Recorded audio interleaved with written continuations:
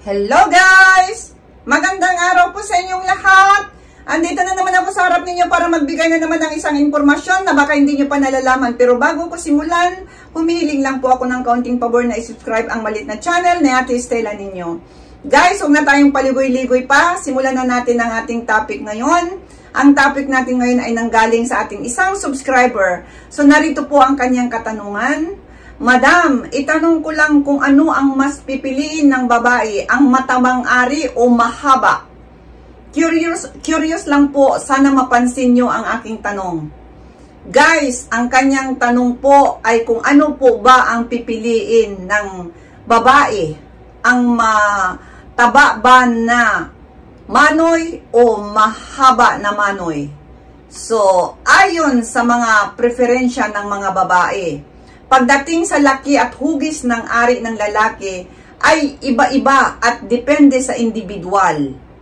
Ang ilang mga babae ay maaring mas gusto ang mas matabang ari dahil sa mga sumusunod na dahilan. Number 1, ang mas matabang ari ay maaring magbigay ng mas maraming pressure sa mga pader ng kanyang bulaklak, no, na tinatawag, na maaring magresulta sa mas mataas na kasiyahan. So, ayon sa preferensya ng kababaihan, kapag mataba raw ang piston ng isang lalaki, mas kasyang-kasya doon. Ang ibig sabihin, fit na fit siguro, no, doon sa kanyang bulaklak.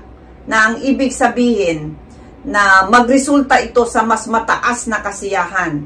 Dahil yun na nga, yung pressure na mararamdaman doon na talagang ano siya, yung punong-puno na lang ang sasabihin natin. So yan po ang isang dahilan na minsan gusto ng ibang kababaihan ang mataba. Kahit mataba siya, kahit hindi mahaba. Yun po ang preferensya ng mga babae, no? Ibang babae. At ang number 2 naman, yun na nga ang pakiramdam ng fullness o punong-puno, kabusugan, ay maaring maranasan sa mas matabang ari na maaring mas magustuhan ng ibang babae. Yun na nga, yung number 1, kung isipin, halos pareho lang po siya, no? Naramdam ng isang babae, yung punong-puno, pagkapuno ng kanyang, yung ano niya doon, yung butas ng bulaklak. So, yan po ang isang preferensya na kaya nagugustuhan minsan. Pero, yun na nga, gayon pa man, mahalaga ring tandaan na ang emotional na koneksyon, pagmamahal at tiwala ay mas malaking salik sa sexual na kasiyahan at intimacy kaysa pisikal na aspeto lamang.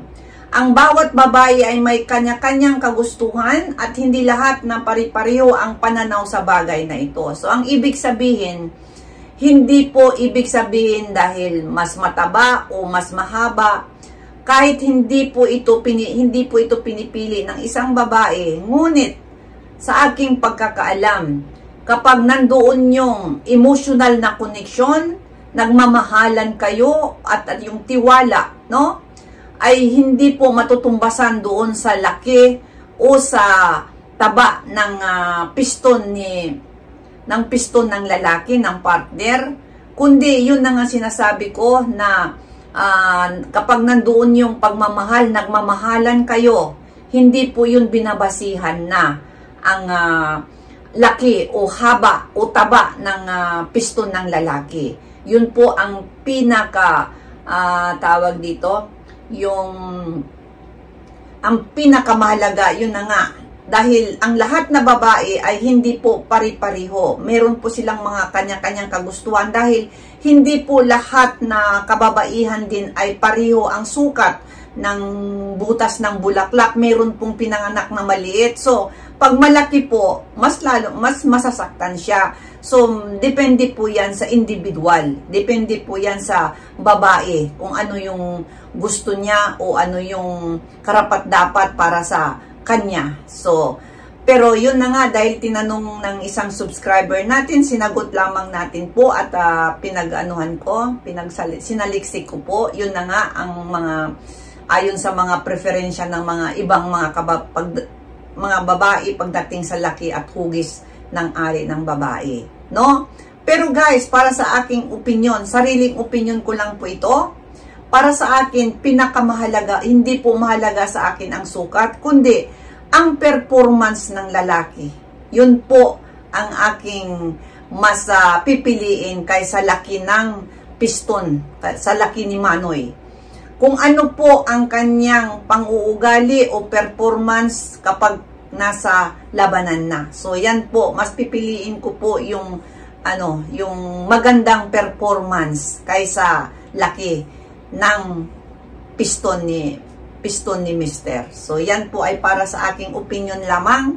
At sana nakita mo ang vlog na ito. Ginawan ko na lang din para malaman na rin ng mga iba na hindi po lahat na kababaihan ay gusto ng mataba, malaki na Manoy o Junjun na tinatawag natin. So, ayan po guys. Maraming salamat sa inyong lahat.